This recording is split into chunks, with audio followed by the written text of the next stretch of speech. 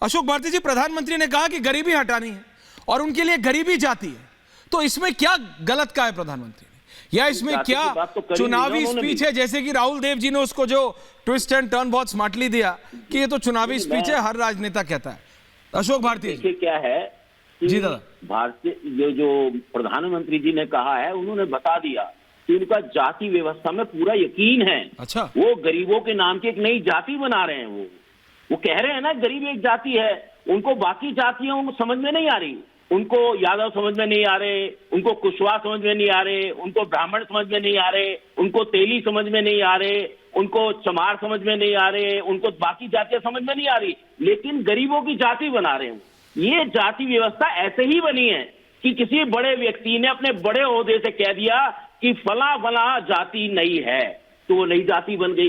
तो जाति का निर्माण तो पद जो उच्च स्थानों पे बैठे हुए लोग हैं वही करते हैं। हमारे प्रधानमंत्री जी ने आज वही किया है कि गरीब के नाम से भी एक जाति बना दी। अरे भाई, मुद्दा तो देश में जाति तोड़ने का, जाति के उन्मूलन का, जाति के खत्म करने का है। प्रधानमंत्री जी ने ये क्यों नहीं कहा कि जाति को खत्म करना है? कहा उन्होंने? नहीं कहा उन्होंने तो नहीं कहा। उन्होंने कहा गरीब की जाति है। और मैं बताना चाहता हूं, हमने तो आंकड़े के हिसाब से मैं आपको बता दूं, इस देश में जो सामाजिक जातियां हैं उनमें गरीबों में सामाजिक जातियों के स्तर के हिसाब से गरीबी है। जाति गरीब की भी जाति है। कोई रिक्शे वाले, दो रिक्शे वाला अगर एक दलित और एक ब्राह्मण है, पहली बात तो ब्राह्मण आपको मुश्किल से रिक्शा चलाता मिलेगा, अगर मिल गया तो वो उसके साथ बैठ के खाएगा पिएगा नहीं। ये सच्चाई है। अगर मान लीजिए कोई बहुत गरीब ब्राह्मण अगर मकान का मालिक है, कोई दलित उसके पास मकान किराए पे लेने चला जाए, उसे देगा नहीं, पूछेगा आप मांस खाते हो, नहीं खाते हो, जाति कौन सी है। ये सच्चाई को स्वीकार करना चाहिए। सच्चाई को स्वीकार कर ही हम जाति का उन्मूलन कर सकते हैं। स्वीकार किए बिना हम जाति का उन्मूलन नहीं कर सकते। नहीं, स्वीकार बिल्कुल करना चाहिए विनीत जी, रियलिटी है, लेकिन उसको समाप्त करने की जरूरत है। अशोक जी, मैं सिर्फ इतना कह रहा हूं। उधर से प्रोफेसर संजय यादव भी आ गए। हाँ, मैंने तो कहा उन्मूलन कीजिए ना, हमारा तो एजेंडा है जाति का उन्मूलन। लेकिन दिक्कत यह है जाति उन्मूलन कार्यक्रम नहीं होते राम कृपाल जी, सनातन उन्मूलन कार्यक्रम होते हैं। कार्यक्रम होते हैं ना अशोक भारती जी, जाति उन्मूलन कार्यक्रम नहीं होते हैं। कार्यक्रम कौन से होते हैं? सनातन उन्मूलन कार्यक्रम। दिक्कत उससे है। विनीत कुछ कह रहे हैं, फिर आ रहा हूं प्रोफेसर साहब।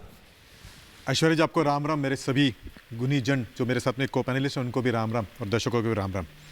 मुझे आज ये सारी बातें सुनकर कबीर का वो दोहा याद आया। सब आए थे एक ही बाट से, हाँ, कि सब आए थे एक ही बाट से, गए सब एक ही घाट। सब एक ही रास्ते से आते हैं और सब घाट पे जाते हैं, एक ही मरघट में जाते हैं। बीच में दुविधा पड़ गई, हो गए 12 बाट। इन्होंने जो दुविधा डाल दी है ना जातियों की, उसके कारण 12 बाट हो गए। तो मेरे हाथ जोड़ के आपसे विनती है कि 12 बाट ना करे इस समाज को। दूसरी बात रही रिपोर्ट की, रिपोर्ट गलत है। उसका मेथोडोलॉजी अभी तक बताया नहीं। उसके अंदर जो 27 पॉइंट्स उन्होंने कवर करने थे, जिसके अंदर ये पता करना था कि उसके पास उसकी आर्थिक स्थिति, इकोनॉमिकल स्टेटस उसका क्या है, उसका सोशल स्टेटस क्या है, इसके बारे में नहीं बताया। अच्छा, अगर जातियों के बारे में ही करना था और चर्चा इतनी निचले स्तर तक करनी है, तो फिर जाति का भी उन्होंने पूरे तरह से बताया नहीं। मैं आपको कुछ जातियां बताता हूँ ऐश्वर्या जी, जो उनके समाज में उन्होंने लिखा नहीं है। धोबी मुस्लिम है क्या, गराड़ी मुस्लिम है क्या, नाई मुस्लिम है क्या, शेख है क्या, मुदगुल है क्या, वो हसिया है क्या, वो जो है वो बहाय है क्या, क्या वो खोजा है क्या, वो क्या खिलजी है क्या, ताडेल है क्या, कि वो अहमदिया है, ये नहीं बताया उन्होंने। ये नहीं बताया। उसके अंदर पूछा कि भाई तू ऑर्थोडॉक्स है क्या, इवेंजलिस्ट है क्या, तू बैप्टिस्ट है क्या, तू प्रोटेस्टेंट है क्या, ये भी तो पूछ लेते। जब अगर ये पूछते तो हम मानते कि हाँ भाई ठीक से जाति की गणना की है। यानी केवल सनातन धर्म की जाति आपको पता है, आपको बाकी धर्मों की जातियां नहीं पता है, तो ये तो खुले जो तौर पे है आप सनातन को बांटना चाहते हैं।